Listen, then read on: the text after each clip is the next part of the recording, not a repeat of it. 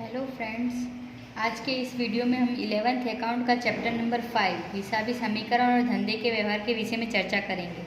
सबसे पहले हिसाबी समीकरण। हिसाबी समीकरण क्या है?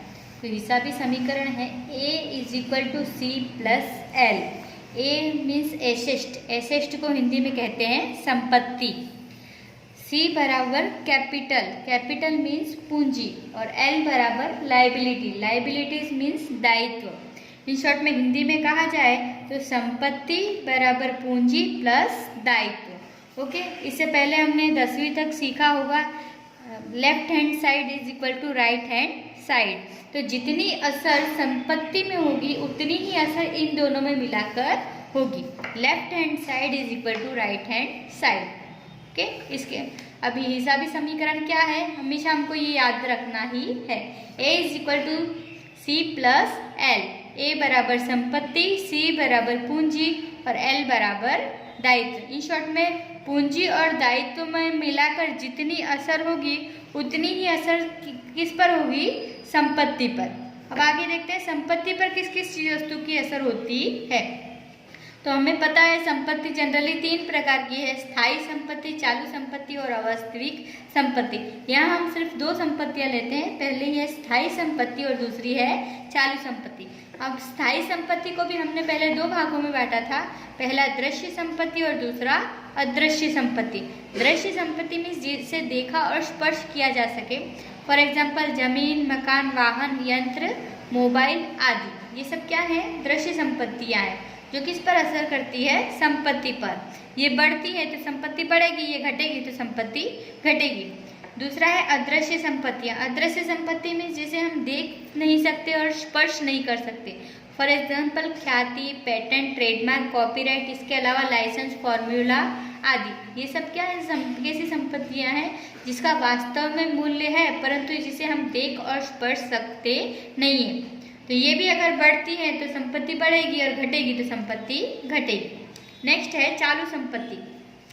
चालू संपत्ति को भी हमने पहले 2 भागों में बांटा था, पहला माल और दूसरी चालू संपत्तियाँ। माल के मुख्य 4 खाते हैं, खरीदी, बिक्री, खरीद वापसी, बिक्री वापसी और अन्य प्रकार से माल जाए तो। खरीदी में माल आता है, बिक्री में माल जाता है, खरीद वापसी में खरीदा हुआ माल वापस जाता है, बिक्री वापसी में बेचा हुआ माल वापस आता है, अन्य प्रकार से माल जाए तो भी माल के खाते में आता है। नेक्स्ट है चालू संपत्ति।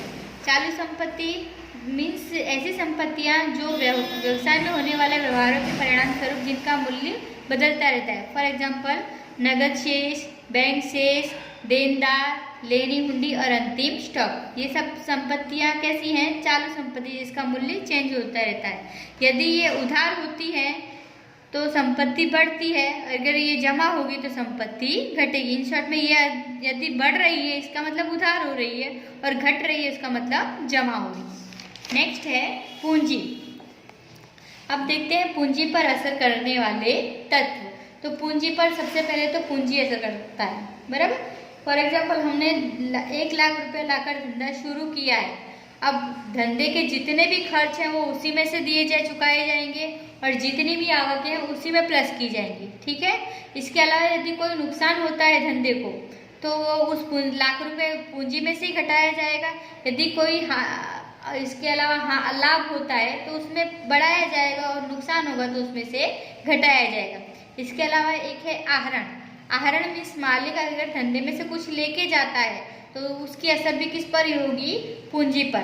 तो देखते हैं पूंजी पर किस किस चीज वस्तु की असर होती है। सबसे पहले तो पूंजी पर किस किस की अतिरिक्त एक्स्ट्रा पूंजी लाए हो तो उससे पूंजी बढ़ती है, ठीक है।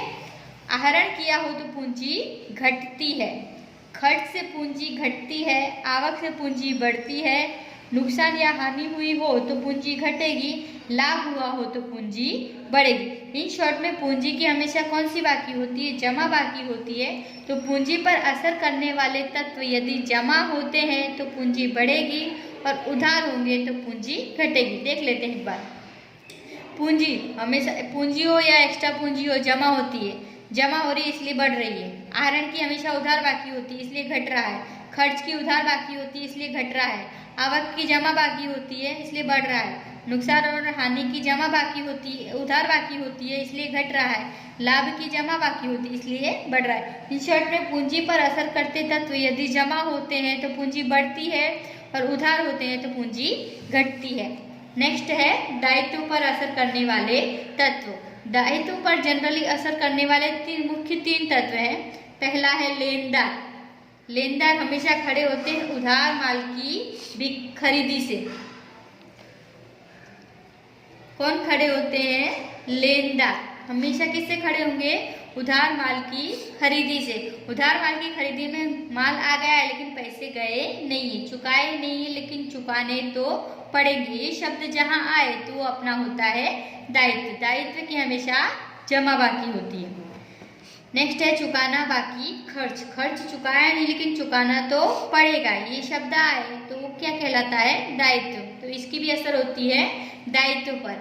अग्रिम प्राप्य आय। यदि आय हमें पहले से मिल गई है तो उसे संभाल के रखने की हमारी जवाबदारी बनती है। जवाबदारी मीन्स दायित्व, तो वो भी असर करता है दायित्व पर। ली लोन। एक बार लोन ले लिए लेकिन चुकाए नहीं, लेकिन चुकाने तो पड़ेंगे, इसलिए ली लोन भी क्या है?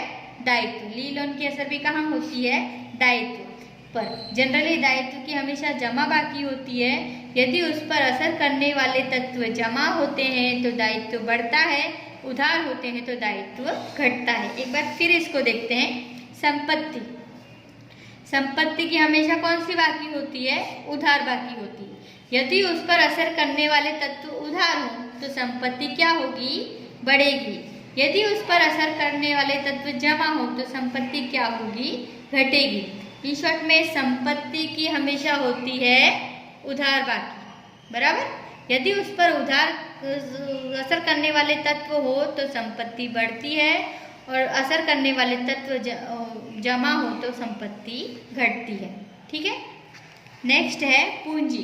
पूंजी की हमेशा कौन सी बाकी होती है? जमा बाकी होती है, क्योंकि मालिक देने वाला होता है।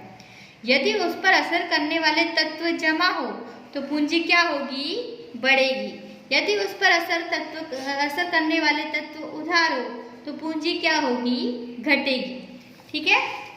इस लिखा जाए तो पूंजी की हमेशा कौन सी बाकी होती है? जमा बाकी। यदि उस पर असर करने वाले तत्व जमा है तो पूंजी बढ़ती है। असर करने वाले तत्व उधार है तो पूंजी घटती है। ठीक है। नेक्स्ट है दायित्व। दायित्व की भी हमेशा होती है जमा बाकी। कौन सी बाकी होती है? जमा बाकी। यदि उस पर असर करने वाले तत्व जमा हो रहे हैं तो दायित्व क्या होगा? बढ़ेगा। और असर करने वाले तत्व उधार हो रहे हैं तो दायित्व क्या होगा? घटेगा। इसी प्रकार से लिखें तो यदि दायित्व की कौन सी बाकी होती है? हमेशा होती है जमा बाकी। यदि उस पर असर करने वाले तत्व जमा हो रहे हैं तो दायित्व बढ़ता है और उधार हो रहे हैं तो दायित्व घटता है। ठीक है। अभी यहाँ तक रखते हैं, फिर नेक्स्ट वीडियो में सवाल करेंगे। अस्तु।